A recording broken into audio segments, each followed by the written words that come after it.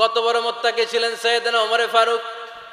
মদিনার সমাজে কয়জন মুনাফিক ছিল বিশ্বনবী ছাড়া কেউ বলতে পারতেন না।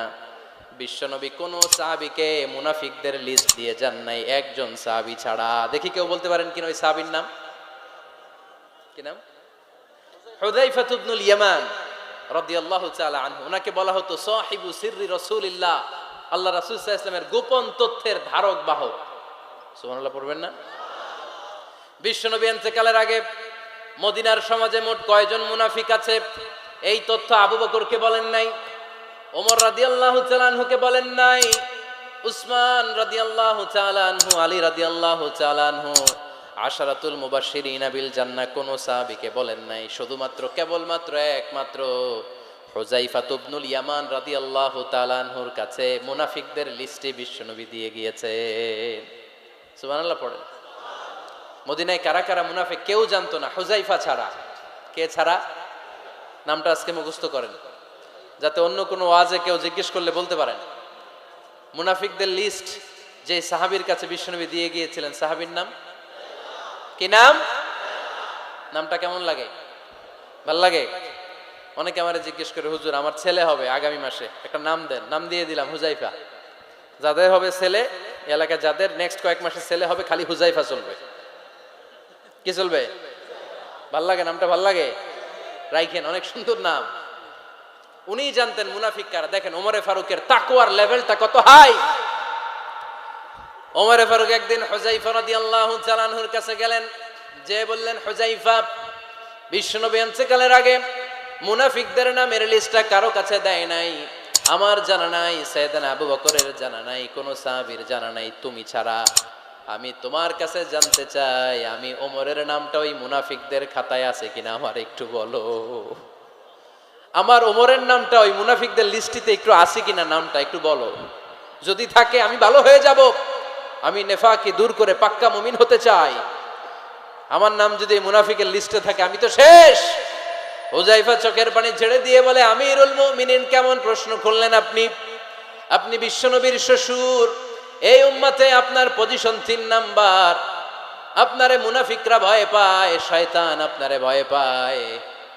আপনি জান্নাতে সব বয়স্ক লোকদেরকে নিয়ে জান্নাতের মধ্যে আগে আগে ঢুকবেন, কেমন করে মুনাফিকদের কাতারে আপনার নাম থাকতে পারে ওমর? সুবহানাল্লাহ পড়ে। কি বিনয়ী, কি তাকওয়া। হুযায়ফাকে যে ধরতেন, হুযায়ফা একটু বলো না আমার নামটা মুনাফিকদের লিস্টিতে আছে কিনা। ওমরে ফারুকের যদি এই টেনশন থাকে যে আমি মুনাফিক হয়ে গেলাম কিনা, আমাদের এই টেনশন থাকার দরকার আছে না নাই? হ্যাঁ, যেন সব সময় আল্লাহর কাছে দোয়া করতে হবে, আল্লাহ তুমি নেফাকি থেকে আমাদেরকে বাঁচাও। আরো জোরে পড়েন আমিন। আপনারা ওঠা বসা শুরু করলেন কেন? অনেক রাত হয়ে গেছে তাই? হ্যাঁ, শেষ করে দেই তাহলে না? যে অনেকের কষ্ট হচ্ছে মনে হচ্ছে। হ্যাঁ, এক নাম্বারে যাচ্ছে এইটা সব মুখস্থ দেখি। হ্যাঁ, 1 নাম্বার, 2 নাম্বার, 3 নাম্বার। 1 নাম্বার হইল পেশাবখানা, 2 নাম্বার পায়খানা, 3 নাম্বার নাকি এইটা?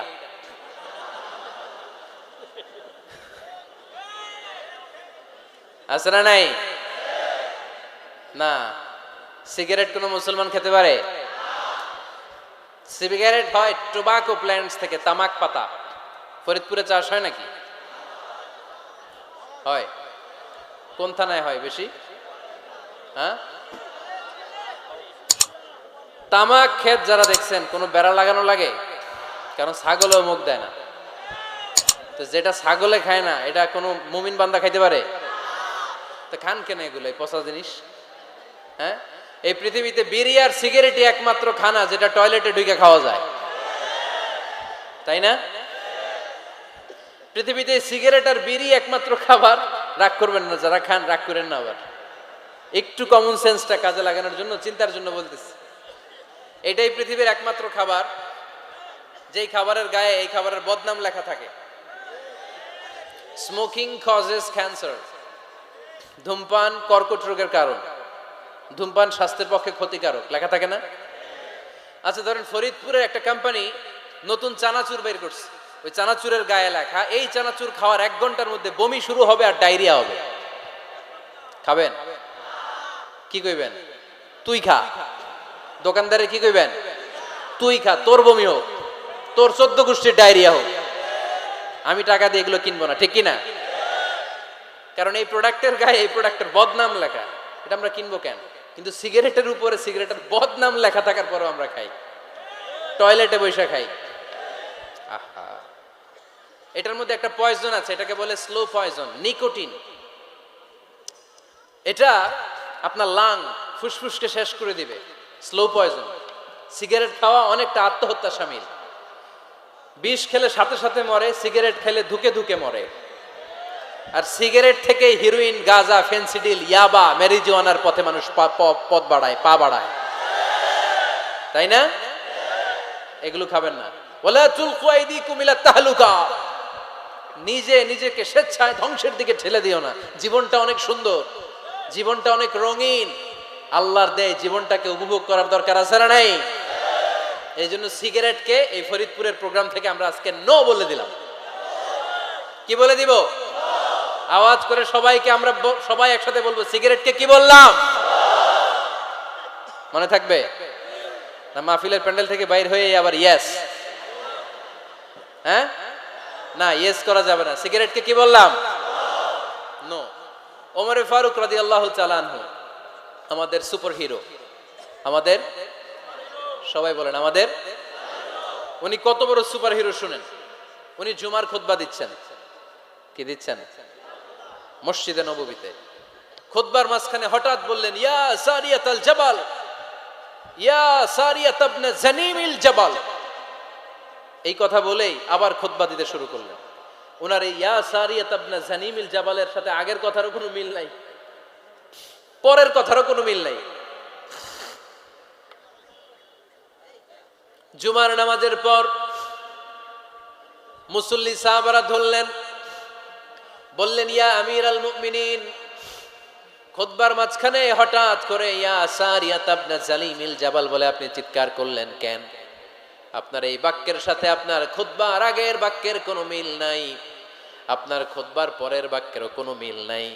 এই কথা আপনি কারে বললেন? কারে উদ্দেশ্য করে বললেন? এই কথার তাৎপর্য কি আমাদেরকে বুঝিয়ে বলেন।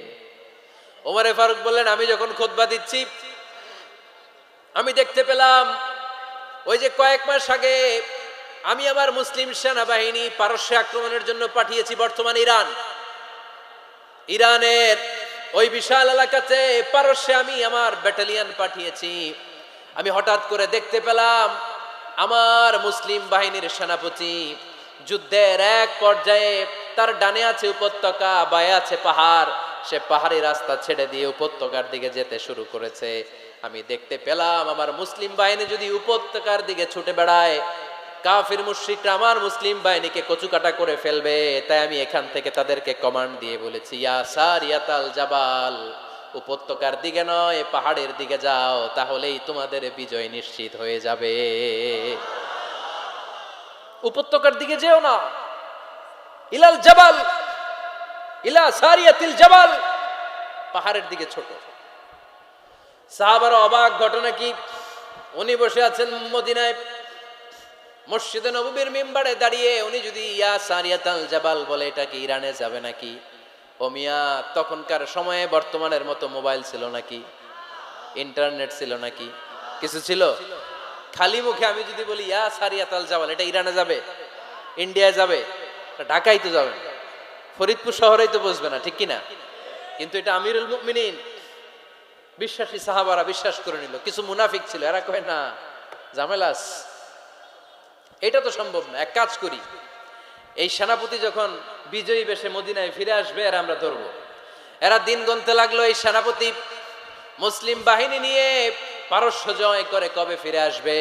এই মুনাফিকের দলগুলো কখনো সেনাবাহিনীকে অভ্যর্থনা জানাতে যেত না, কিন্তু এইবার সবার আগে মদিনার উপকণ্ঠে যে সেনাপতিদেরকে অভ্যর্থনা জানানোর জন্য ফুল নিয়ে রেডি, ফুল নিয়ে দাঁড়ায়। সেনাপতি ঢুকার সাথে সাথে ধরছে, এই সেনাপতি কোত্থেকে আসছে? কয় পারস্য জয় করে আসছে।